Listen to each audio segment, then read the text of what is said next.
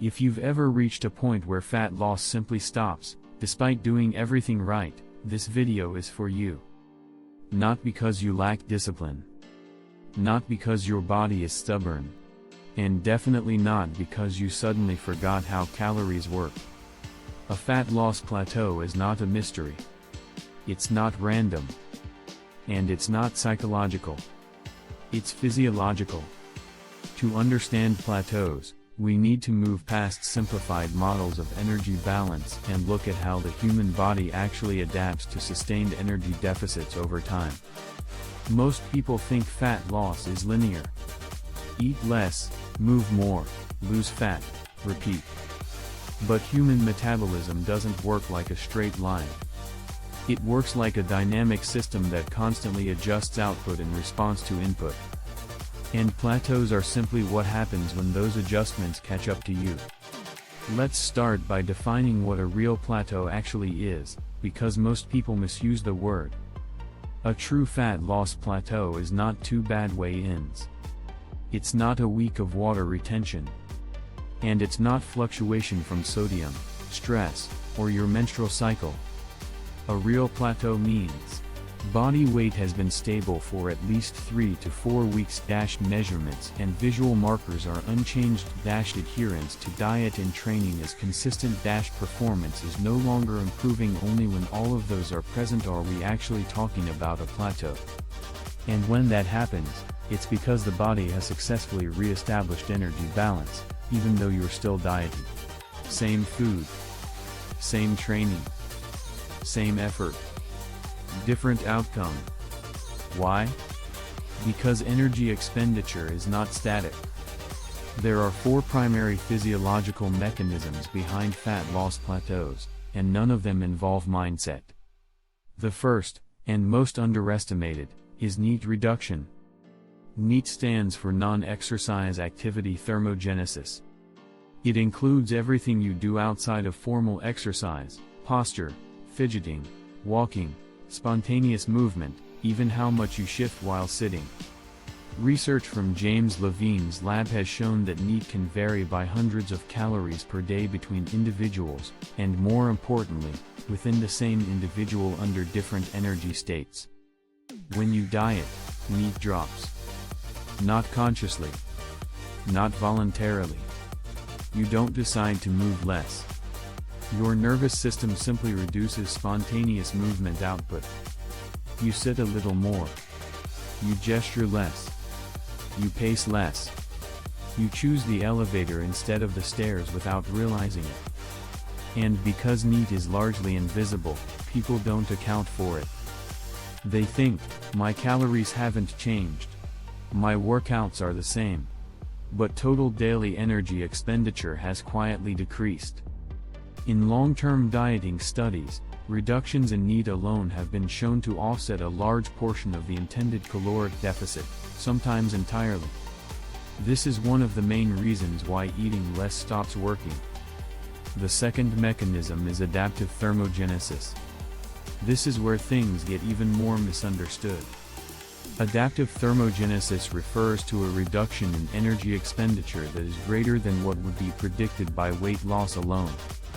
In other words, 2 people of the same weight, height, and body composition can have different metabolic rates, depending on dieting history.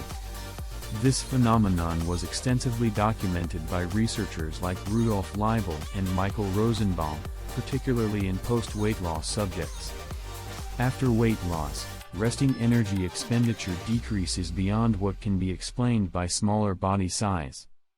Why? Because the body actively defends against perceived energy scarcity. Hormonal changes occur. Leptin levels drop, thyroid hormone activity decreases, sympathetic nervous system output is reduced. The result is a lower baseline energy burn. Importantly, this is not permanent, but it is persistent as long as the body perceives an ongoing deficit. This is why people often say, I eat the same as before, but now I gain weight. They're not lying. They're describing metabolic adaptation. The third mechanism is increased efficiency of repeated training stimuli. This one frustrates people the most. When you repeat the same workouts over and over, your body becomes more efficient at performing them. Efficiency sounds good, but in fat loss, it's a problem. The same session that once burned 400 calories may now burn significantly less, because motor patterns are optimized. Muscle recruitment becomes more economical. Less energy is wasted on coordination. This doesn't mean the workout stopped working for health or performance. It means it stopped being a strong metabolic stressor. This is why endlessly adding cardio or repeating the same circuits often fails to break plateaus. You're not increasing stimulus. You're reinforcing efficiency. The fourth mechanism is fluid retention masking fat loss. This is where people panic unnecessarily. During prolonged deficits, cortisol tends to rise. Training stress accumulates. Inflammation increases. The body responds by retaining water, sometimes several kilograms worth. This can completely mask fat loss on the scale for weeks. Studies using imaging methods like DXA and MRI have shown that individuals can be losing fat while scale weight remains unchanged due to increased extracellular water. This is why reactive changes, like aggressively cutting calories, often backfire. You're responding to a signal that doesn't reflect fat mass. Now here's the critical part. When people hit a plateau, they almost always make the same mistake. They attack the problem from the wrong side of the equation. They cut food further. They add more cardio. They remove rest.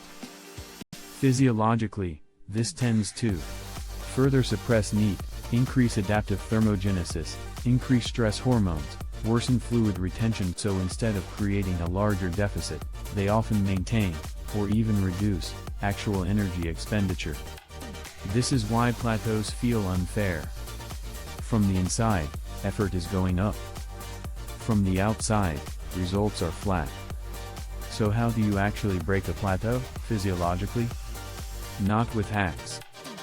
Not with willpower. With strategic adjustments. The first lever is stimulus restructuring, not escalation.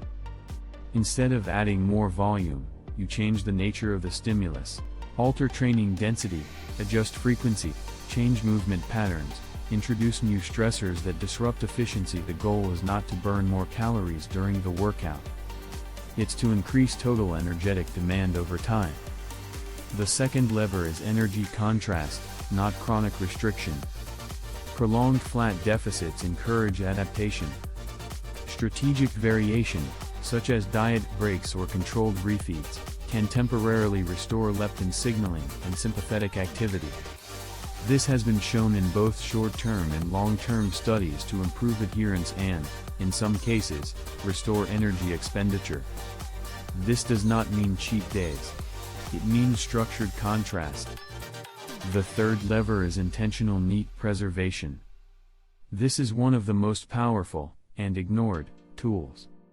Instead of adding more workouts, you deliberately protect daily movement, step targets, standing time, low-intensity activity. This directly counteracts the largest invisible driver of plateaus. The fourth lever is time. Some plateaus resolve without intervention once stress normalizes and water retention drops. Not every plateau requires action. Some require patience. This is uncomfortable in a culture that expects constant visible progress, but physiologically, it's often correct. The key takeaway is this: a fat loss plateau does not mean fat loss is impossible. It means the system has adapted to the current inputs. And systems don't respond to force. They respond to changed conditions. Once you understand that, plateaus stop feeling personal. They stop feeling like failure. And they stop pushing you into reactive decisions that prolong the problem. Fat loss is not about trying harder. It's about understanding what the body adapts to, and adjusting intelligently. That's physiology, not mindset. And this is body logic.